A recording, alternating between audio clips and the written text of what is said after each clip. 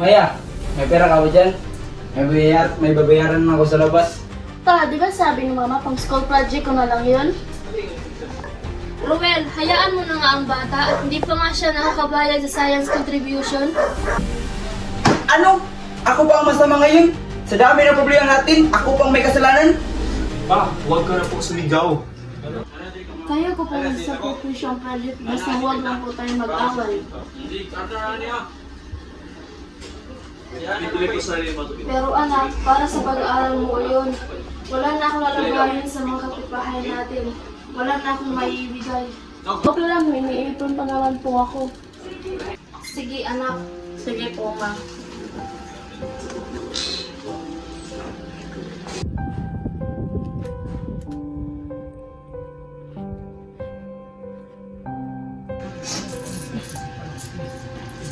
Ano pa po ba kung makakali sa sitwasyon na ito? Sobrang bigat na po.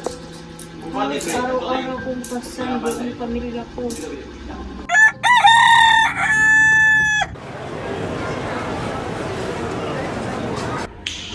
Maya, napansin namin na ikaw pagod.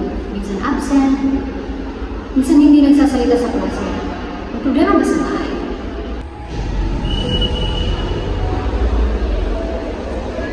Wala ako, opo, ang pagod ng siguro. May mga estudyante talagang buong bitbit ang pamilya pero hindi nila kailangan ng isa. Ma'am, ako na po ang tutulong kay Maya sa science project niya. Kasi ko lang po ang tulungan. Ako rin po, pwede po siyang sumama sa grupo natin. Hindi niya po kailangan pagdaanan ng isa o lahat. Maya, tandaan mo, hindi hadlang ang kahirapan sa tagumpay. Pero hindi mo rin kailangan pakabayanin ng isa. Maraming salamat po.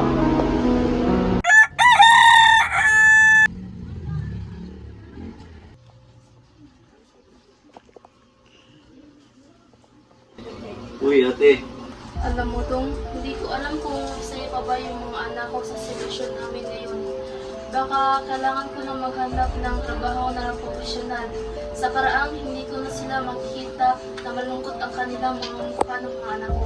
Ate, pagsubok ko yan. Makaon din tayo sa hirap. Dong, baka pwedeng bumalik ka muna sa ibang bansa. Bumalik ka na lang pag nakapagtapos na yung mga pamangkin mo. Yun din sana sasabihin ko sa iyo, ate. Oh, kamusta pala yung mga papeles mo? Bukas na nga yung pag-alis ko, ate. Ba't ang aga naman? Binilisan ko na, ate. Basta mag-ingat ka. Sige, ate.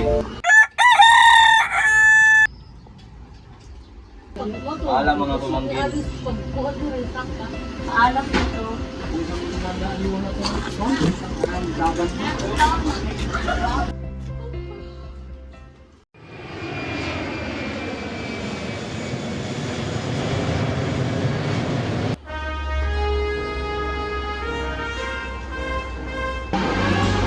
Ating kilalanin ang mga estudyante hindi lang matalino at hindi nagpapakita ng determinasyon at ang isa sa kanila ay si Maya Santos. Palakpakan natin.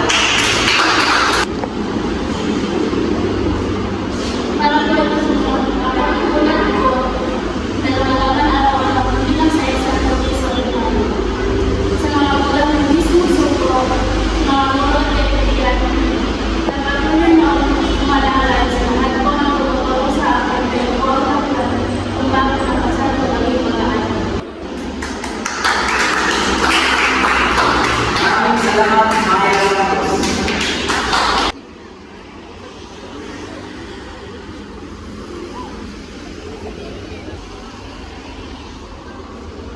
Napakaganda ng speech mo kanina, Maya. Kaya makikinig.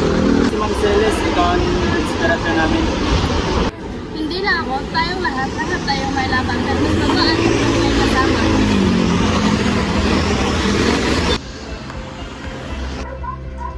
Kuya, graduate na po ako. Diyos, mabuti naman. Congrats, Maya! Salamat po sa lahat ng suporta niyo po sa akin, kuya, at sa buong pamilya ko po. Hindi ko po kayo makakalimutan hanggat makapagkolehiyo po ako. Maliit na bagay, Maya. Alam mo anak, proud na proud ako sa iyo. Sa lahat ng pinagdadaanan natin, pinili mo pa rin magsumikap para sa kinabukasan mo. Yun naman talaga dapat mo, di ba? Hanggat may nagsusustento ka patuloy magsasakripisyo. Alin nga kayo?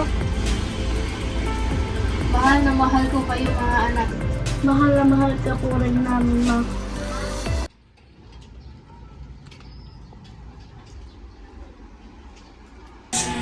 Sa mata ng marami, normal lang akong estudyante. Tahimik, matalino, hindi pala kwento.